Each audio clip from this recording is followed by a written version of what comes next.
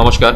আপনি কি CSC ID নিয়েছেন বা আপনি ভাবছেন নতুন করে সিএসসি আইডি নিয়ে ভালো বিজনেস করবেন বা ভালো টাকা আয় করবেন, তাহলে ভিডিওটি সম্পূর্ণ আপনার জন্য। যেখানে ভারতবর্ষের অন্যান্য রাজ্যে সিএসসি অপারেটর যারা আছে, যারা সিএসসি সঞ্চালক, তারা ভালো টাকা আয় করছে, আর আমাদের রাজ্যে তেমন কোনো সুযোগ সুবিধা দিচ্ছে না সিএসসি অপারেটরের মাধ্যমে। দেখুন, সিএসসি কমন সার্ভিস সেন্টারের আসল ক্ষমতা বা আসল লক্ষ্য যেটা ছিল, সেটা কিন্তু রাজ্য সরকার বা কেন্দ্র সরকারের বিভিন্ন প্রকল্প মানুষের কাছে পৌঁছে দেওয়া। কিন্তু ভারতবর্ষের বিভিন্ন রাজ্যে এটা হলেও পশ্চিমবঙ্গের ক্ষেত্রে কিছুটা এর উল্টো চিত্র দেখা যায়। ফার্স্ট অফ অল যেটা বলা যায়, রাজ্য সরকারের প্রায় প্রতিটি ব্লকে বা পঞ্চায়েতে বিএসকে আছে, বাংলা সহায়তা কেন্দ্র। সেখানে সব কাজই ফ্রিতে হচ্ছে, ফলে মানুষ আর টাকা খরচ করে সিএসসিতে আসতে চাচ্ছে না। যেখানে রেশন কার্ড, স্বাস্থ্যসাথী বা কাস্ট সার্টিফিকেটের মতন বড় কাজ সরাসরি কাজগুলো করে নিচ্ছে অ্যাক্সেস পেয়ে। আপনি যদি উড়িষ্যা বা উত্তরপ্রদেশের দিকে তাকান, তাহলে সিএসসি যারা সঞ্চালক আছে তারা কিন্তু এই সমস্ত কাজ করতেই পারে, এবং তাদের লগ ইন আইডিতেও কিন্তু সে সমস্ত কাজ দেওয়া থাকে। এখানে দেখতে পাচ্ছেন, এখানে বিভিন্ন রাজ্যের নাম দেওয়া আছে, এবং এখানে কিন্তু অনেক সার্ভিস আছে। যেমন আমি যদি যে কোনো একটাতে ক্লিক করি, দেখেন জম্মু কাশ্মীর যদি আমি ক্লিক করি, তাহলে এখানে রাজ্য সরকার, এখানে কিন্তু স্টেট গভর্নমেন্টের সার্ভিসে রাজ্য সরকারের এই সমস্ত কাজ আপনি সিএসসির মাধ্যমে করতে পারবেন। বা আমি যদি অন্য কোনো স্টেটে ক্লিক করি, মধ্যপ্রদেশ বা এখানে মহারাষ্ট্র, বা এখানে যদি আমি উড়িষ্যাতে ক্লিক করি, তাহলে কিন্তু বিভিন্ন রকম কাজ আমরা দেখতে পাবো। এই সমস্ত কাজগুলি স্টেট গভর্নমেন্টের, আর এখানে আছে সেন্ট্রাল গভর্নমেন্টের। সেন্ট্রাল গভর্নমেন্টের কাজের আপনি অ্যাক্সেস পাবেন, তার জন্য আলাদা করে কিন্তু আপনার অ্যাপ্লিকেশন করতে হয়। তো যাই হোক, আমি স্টেট গভর্নমেন্ট নিয়ে কথা বলছি। স্টেট গভর্নমেন্টে এখানে দেখেন ওয়েস্ট বেঙ্গলে কোনো নামই নেই, কারণ ওয়েস্ট বেঙ্গলে কোনো কাজই সিএসসির মাধ্যমে করতে দেওয়া হয় না।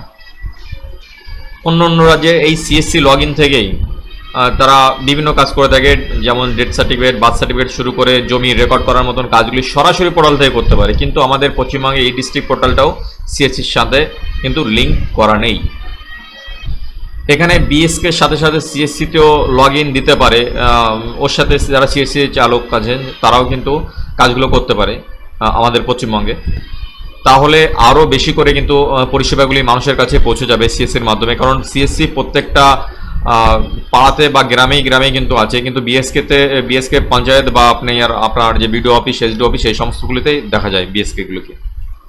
পশ্চিমবঙ্গের বিভিন্ন প্রকল্প আছে, প্রচুর প্রকল্প আছে, আবার সেই সমস্ত প্রকল্প যদি সিএসসির মাধ্যমে লগ ইন আইডি করে দেওয়া যায় বা লগ ইনের মধ্যে দেওয়া যায়, তাহলে কাজগুলো আরও স্মুথ হবে এবং সাধারণ মানুষের কাছে পৌঁছাবে। এখন সমস্যা হচ্ছে, সিএসসিতে যদি পশ্চিমবঙ্গ থেকে সিএসসিতে বিভিন্ন প্রকল্পে কাজ না করতে পারে, তাহলে সেন্ট্রাল গভর্নমেন্টের যে সমস্ত সার্ভিস আছে, কিছু কিছু সার্ভিস এখন চালু আছে, যেমন পিএম বিশ্বকর্মা এখানে চালু নেই, তারপর আপনার আয়ুষ্মান ভারত এখানে চালু নেই, বিভিন্ন প্রকল্প পশ্চিমবঙ্গে কিন্তু চালু নেই। তাহলে কিন্তু সেই কাজটাও সিএসসি অপারেটররা করতে পারছে না।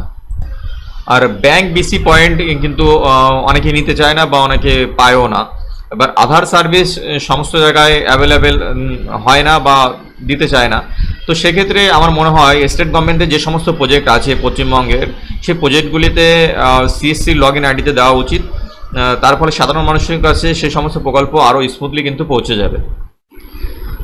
এখানে সবশেষে একটাই কথা বলা, সেটা হলো ডিজিটাল ইন্ডিয়ার স্বপ্ন নিয়ে কিন্তু অনেক মানুষ এই সিএসসি আইডি নিয়েছিল, কিন্তু রাজ্য সরকারের অসহযোগিতা এবং বিএসকের ভিড়ে তারা কিন্তু হারিয়ে যেতে বসেছে।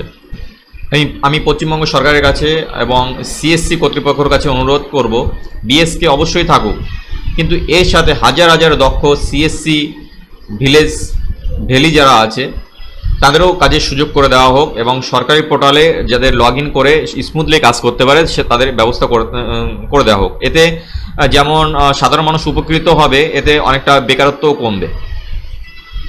ভিডিওটি ভালো লাগলে অবশ্যই লাইক করবেন এবং সাবস্ক্রাইব করবেন এই সমস্ত ভিডিও বা এই রিলেটেড কোনো ভিডিও পেতে।